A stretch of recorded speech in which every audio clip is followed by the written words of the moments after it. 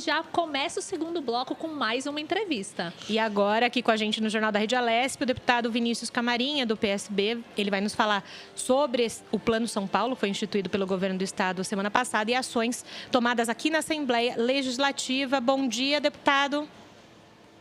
Bom dia, tudo bem com vocês? Vocês me ouvem bem? Sim, deputado, ouvimos bem. Bom dia, deputada. Aqui é a Amanda. Então, Muito obrigada por atender Bom dia, Amanda. a nossa Eu que agradeço. equipe. Bom, deputado, então já começo aqui com uma pergunta, né? A gente está há praticamente uma semana do Plano São Paulo, que tem aí como foco a flexibilização no estado de São Paulo, reabertura de alguns comércios. Gostaria que o senhor avaliasse esse momento e também quais são as perspectivas. Olha, eu acho o seguinte, Amanda e ouvintes da Rádio Assembleia, a nossa sociedade, todos nós, brasileiros de São Paulo, demos a nossa contribuição na quarentena. Já estamos quase 60 dias, uma boa parte da população dando a sua contribuição, ficando em casa, quase 50%, né, mais da metade da população fez esse sacrifício, aqueles que não puderam tiveram as suas razões. E a consciência que nós adquirimos e que nós já tornamos parte do nosso dia a dia são as medidas de proteção, quais sejam o uso de máscaras, lavar as mãos, álcool em gel, distanciamento de 1,5 m, 2 das pessoas. Então, essas ações todas, penso eu, que permite que nós possamos avançar na flexibilização da quarentena, que é isso que nós estamos vendo agora via ações do governo do estado, criando algumas etapas, fases, né, de flexibilização. Um pouco ainda confusa, nós não temos números precisos, tudo isso ainda é muito novo para todos nós, é uma pandemia que nós nunca vivemos, mas eu penso que a ideia é boa, nós já temos condições de flexibilizar e defendo que nós a façamos com o cuidado à saúde da população, o máximo de cuidado. Eu fiquei preocupado por ter visto em alguns municípios, segunda-feira, ontem, portanto, uma grande aglomeração em alguns centros. Por exemplo, a minha cidade de Marília, nós tivemos um congestionamento grande no centro da cidade, com a abertura do comércio. Lá o prefeito tomou uma medida que, ao meu ver, irresponsável, aprovou uma lei colocando a nossa cidade na fase 4, que é quase uma abertura total, sem uma flexibilização em fases progressiva, e isso, ao meu ver, é uma irresponsabilidade, pode-se criar uma contaminação em massa. Eu defendi que nós poderíamos ter feito isso na fase 3, abrindo por setores, com uma progressão, né, e flexibilizando com cuidado. Mas, enfim, eu acredito que a Justiça deve tomar algumas providências em breve e nós possamos aí retomar as fases com cuidado. E no estado como um todo, a gente agora avaliar caso a caso, cidade por cidade, ver quais são as condições, por região principalmente, e retomarmos as nossas vidas, né?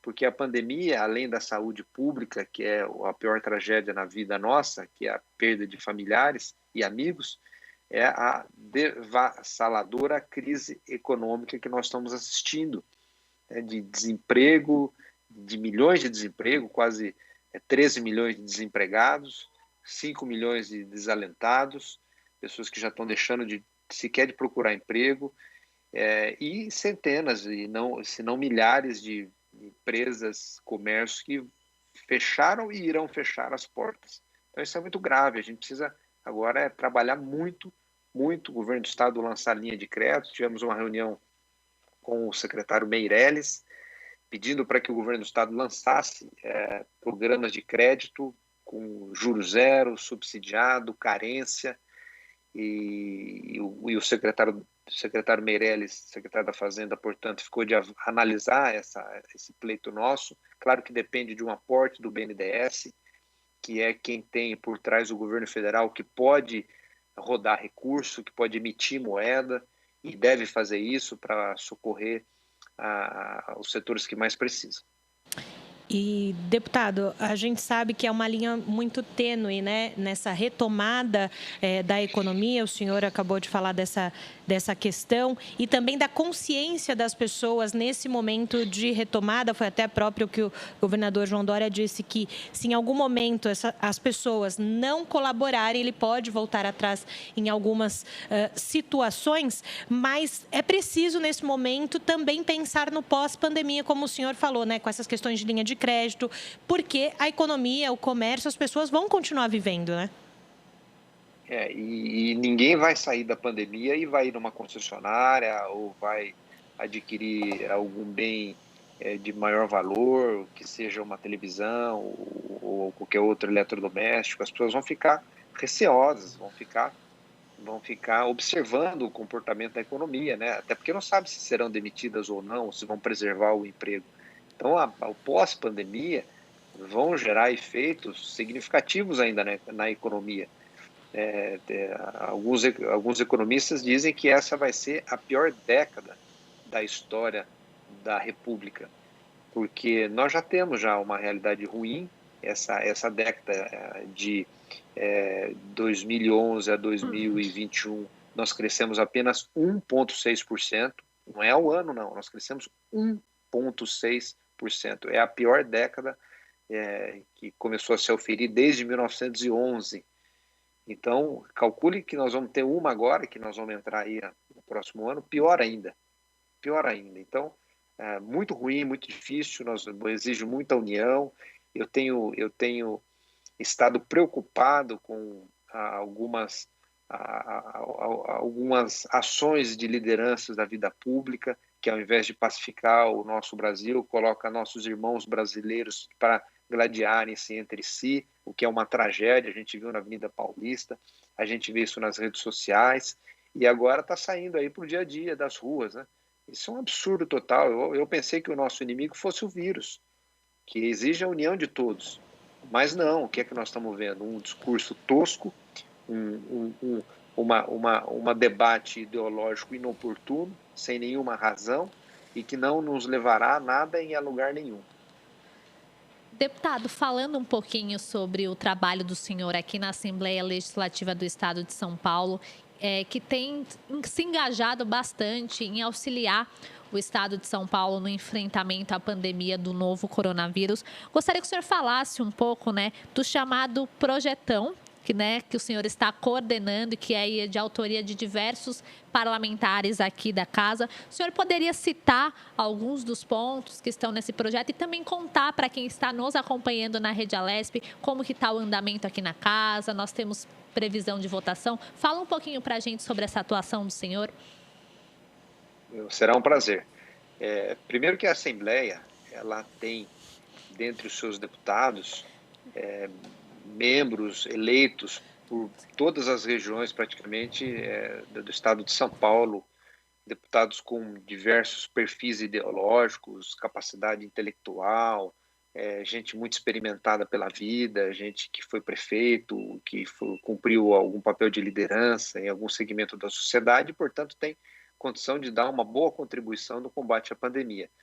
Foi baseado nisso que nós nos reunimos a pedido do presidente Cauê Macris, que está fazendo um belíssimo trabalho frente à Assembleia, e pediu para que nós reuníssemos as principais ideias, as ideias que pudessem colaborar com o Estado de São Paulo, reunindo todas elas num único projeto de lei.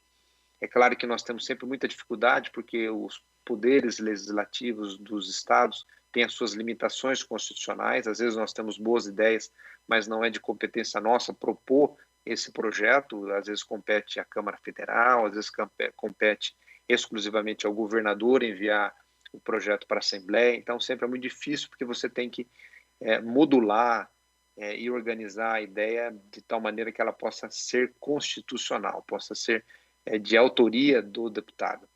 Fazendo isso, nós construímos já um primeiro projeto que já foi apresentado, assinado por quase 70 deputados, mais de 2/3 da Assembleia foram signatários do projeto, que tem avanços importantes. Vocês viram, até saiu no Fantástico domingo, o assustador e covarde crescente número de violência contra as mulheres, violência doméstica contra as mulheres.